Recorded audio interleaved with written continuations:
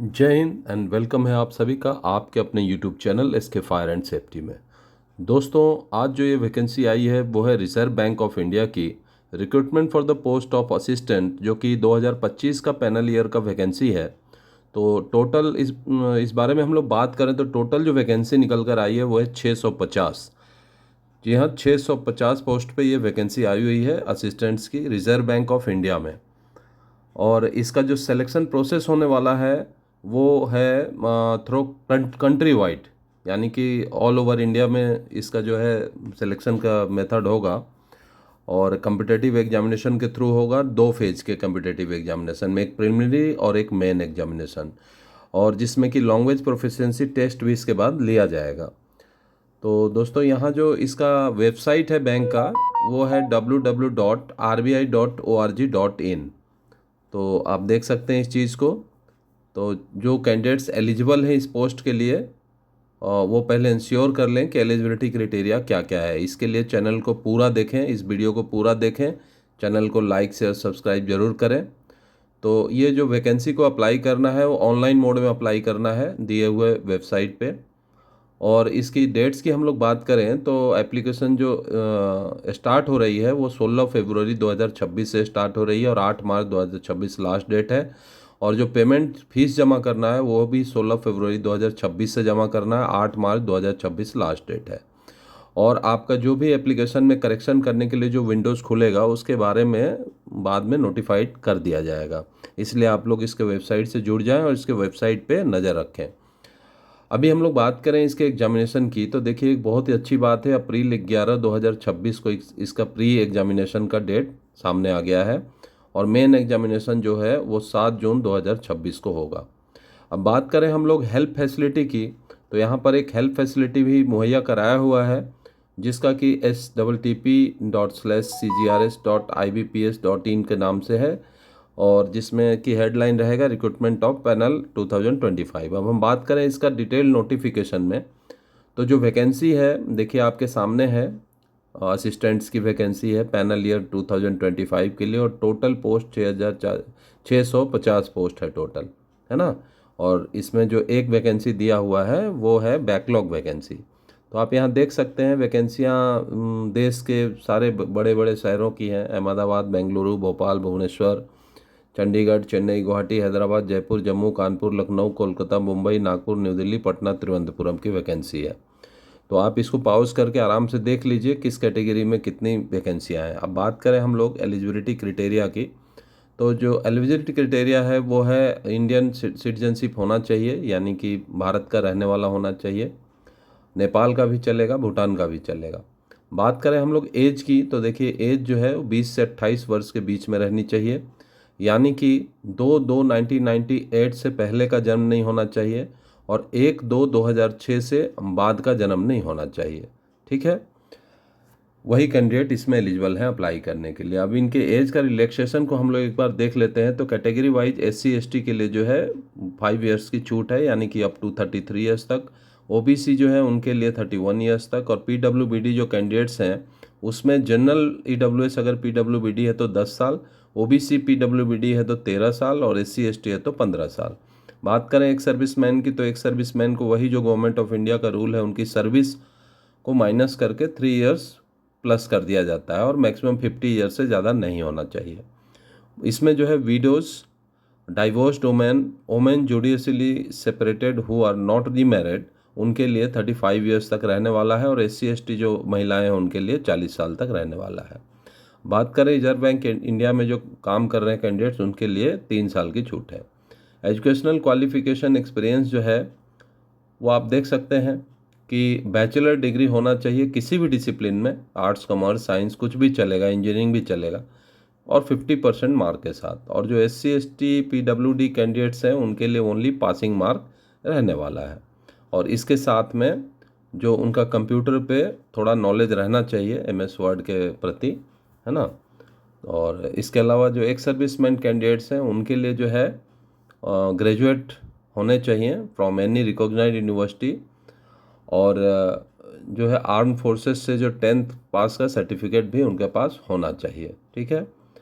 और अगर मैट्रिकुलेशन है उनके पास आर्म फोर्सेस से पास किया हुआ, तो मिनिमम 50 ईयर्स सर्विस होना चाहिए डिफेंस सर्विस में। ठीक है, चलिए इसके अलावा अब हम लोग आगे बात करें तो कैंडिडेट्स को जो पर्टिकुलर रिक्रूटिंग ऑफिस है जहाँ से वो अप्लाई कर रहे हैं, उसके लोकल लैंग्वेज को रीड राइट स्पीक करने का और समझने की क्षमता होनी चाहिए जिस स्टेट से वो आवेदन कर रहे हैं। चलिए अभी हम लोग बात करेंगे स्कीम ऑफ सिलेक्शन की।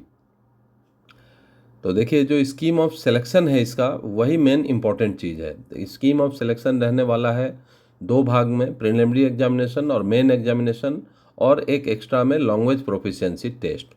तो देखिए हम लोग अभी बात करेंगे इसके प्रिलिमिनरी एग्जामिनेशन की। तो प्रिलिमिनरी एग्जामिनेशन पूरा मल्टीपल चॉइस क्वेश्चन रहने वाला है, जिसमें 3 भाग रहेगा, इंग्लिश लैंग्वेज, न्यूमेरिकल एबिलिटी और रीजनिंग एबिलिटी।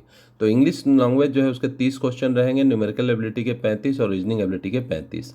मैक्सिमम मार्क्स जो रहने वाले हैं वो है 30 मार्क्स, न्यूमेरिकल एबिलिटी के 35 मार्क्स, रीजनिंग एबिलिटी के 35 मार्क्स। टोटल टाइमिंग 20 मिनट्स का रहने वाला है, यानी कि 60 मिनट्स तक तीनों सेक्शन कंप्लीट हो जाने चाहिए।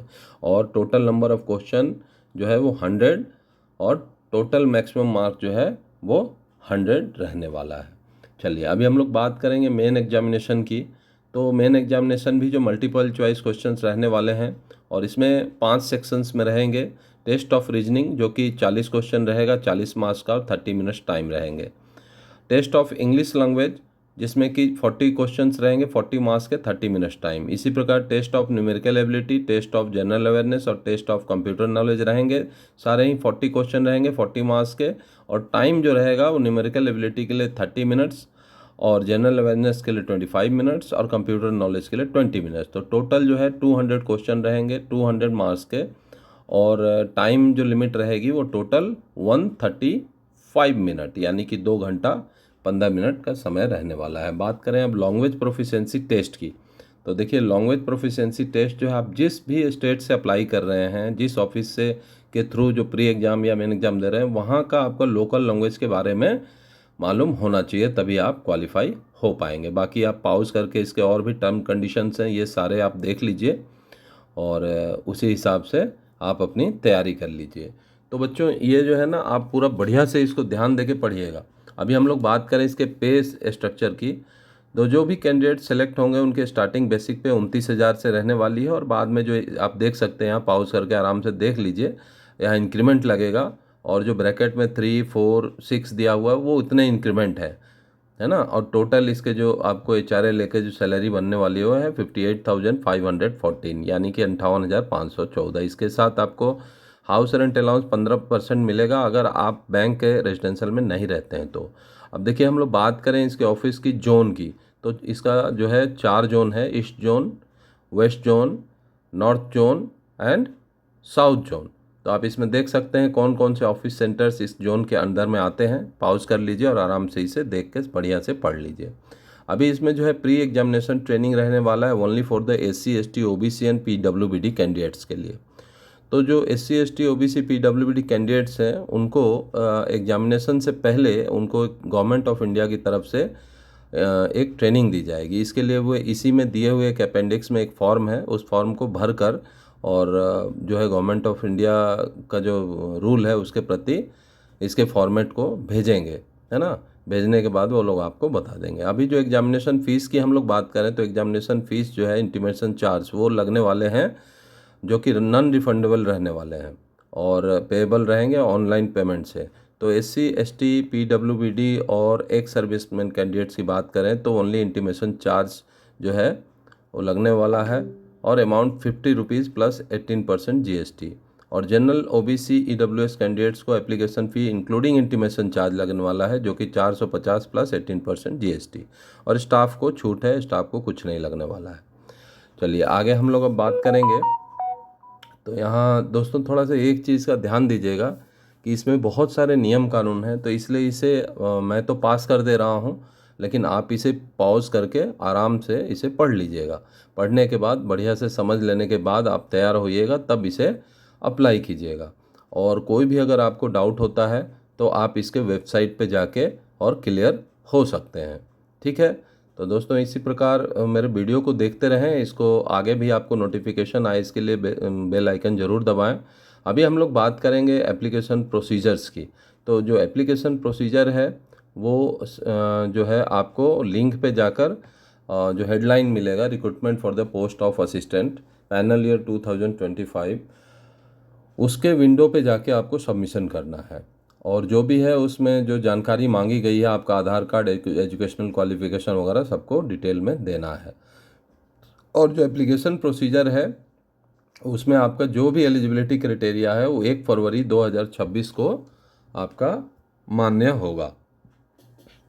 ठीक है, तो इसे और बढ़िया से पॉज करके पढ़ लें और मेरे चैनल को लाइक शेयर सब्सक्राइब ज़रूर करें, फॉलो करना ना भूलें और हाई बटन भी ज़रूर दबा दीजिए जिससे कि ये सर्कुलेट हो जाए। अभी देखिए, मोड ऑफ़ पेमेंट की हम लोग बात करें तो मोड ऑफ़ पेमेंट जो है ऑनलाइन रहने वाला है। तो ऑनलाइन आप समझ सकते हैं किस प्रकार होता है, या तो क्रेडिट कार्ड को, मास्टर कार्ड, डेबिट कार्ड, जो भी है ऑनलाइन आप कर सकते हैं पेमेंट, है ना। तो पेमेंट की डेट हमने बता दिया था स्टार्टिंग में ही, कब तक फ़ीस जमा कर सकते हैं। और इसी प्रकार इसको आप, मैं इसे पास कर दे रहा हूँ फटाफट, लेकिन आपको जहाँ ज़रूरत है पढ़ने की उसे पढ़ सकते हैं। अभी देखिए गाइडलाइन दिया हुआ है स्कैनिंग ऑफ द डॉक्यूमेंट्स। तो डॉक्यूमेंट्स में आपको क्या क्या देना है, देखिए फ़ोटोग्राफ, इमेज, तो इसे ध्यान से पढ़ लीजिएगा, इसका साइज़ कितना रहने वाला है। जो भी फ़ोटोग्राफ आप कैप्चर करेंगे, खींचेंगे, उसमें डूज और डोंट्स है तो उसके भी पढ़ लीजिएगा। लेफ़्ट हैंड थंब का जो है वो भी पढ़ लीजिएगा। स्कैनिंग ऑफ द डॉक्यूमेंट्स वो कैसे करके देने हैं ये भी बहुत इंपॉर्टेंट है। तो कलरफुल रहना है या नहीं रहना है, जेपीजी या जेपीजी फॉर्मेट में रहना है, तो ये सब चीज़ें आप पढ़ लीजिएगा। ठीक है, procedure for uploading the documents भी पढ़ लीजिएगा, क्या क्या प्रोसीजर हैं, कैसे अपलोडिंग करना है डॉक्यूमेंट को, है ना। तो वो चीज़ें भी आप देख लीजिएगा। तो इसी प्रकार आप लोग समझ गए होंगे, तो इसे पॉज करके आराम से पढ़ते रहिए, आपको सारा फंडा क्लियर हो जाएगा। ठीक है, चलिए अभी हम लोग बात करेंगे इसके एज पर अपेंडिक्स 1, जो इसके ऑफिस हैं, जो लैंग्वेज प्रोफिशिएंसी टेस्ट होने वाला है वो किस प्रकार, किस एरिया से कैसे होगा। तो रिक्रूटमेंट ऑफिस और लोकल लैंग्वेज दिए हुए हैं। तो आपका अगर रिक्रूटमेंट ऑफिस अहमदाबाद है तो देखिए इसे गुजराती लैंग्वेज, बेंगलुरु को कन्नड़ा, भोपाल को हिंदी, भुवनेश्वर को उड़िया, चंडीगढ़ को पंजाबी हिंदी, चेन्नई वालों को जो है तमिल, और गुवाहाटी वालों का आप देख सकते हैं आसामीज, बंगाली, जो भी है आगे आप पॉज करके पढ़ लीजिए। हैदराबाद का तेलुगु, जयपुर का हिंदी, जम्मू का उर्दू, कानपुर और लखनऊ हिंदी, कोलकाता बंगाली, नेपाली, मुंबई, है ना। तो इसी प्रकार आप पॉज करके पढ़ लीजिए जो भी चीज़ें हैं।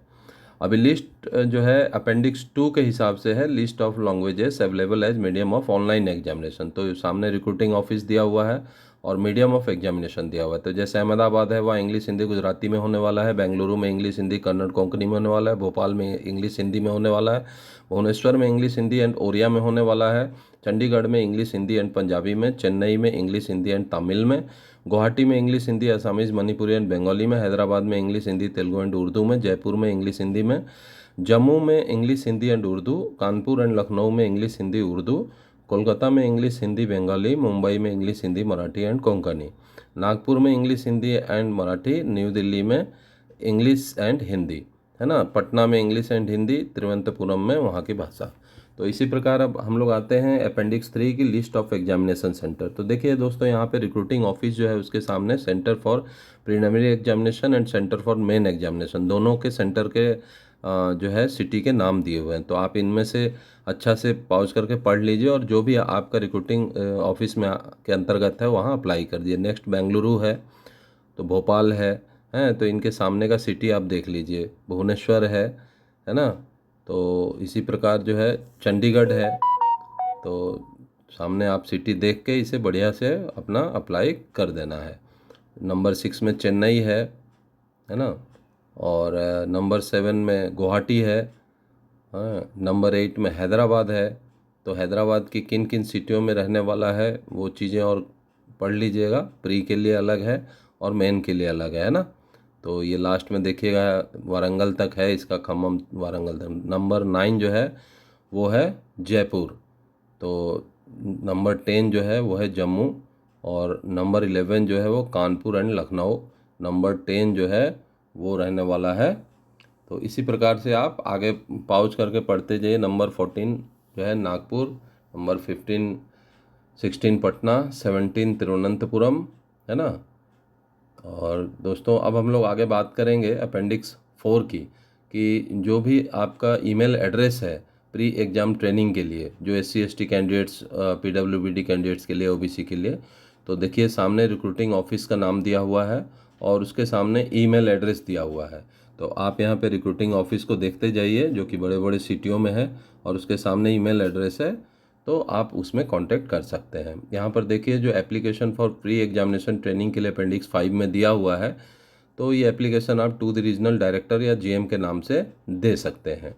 और आपका जो सब्जेक्ट रहेगा वो pre examination training recruitment of assistant. हाँ, तो आपका पैनल ईयर जो है 2025 से रहने वाला है। तो ये आप इसी प्रकार से एक एप्लीकेशन उनको दे सकते हैं, तो जिससे कि आपकी प्री एग्जामिनेशन आपकी ट्रेनिंग हो जाएगी। और इसी प्रकार दोस्तों यहाँ आगे और भी सारे फॉर्म्स हैं, तो आराम से जो भी फॉर्म्स आपको रिक्वायरमेंट है उस फॉर्म्स के बारे में आप देख लीजिए और उसे ज़रूरत के मुताबिक डाउनलोड करके इसके द्वारा अप्लाई कर दीजिए। तो दोस्तों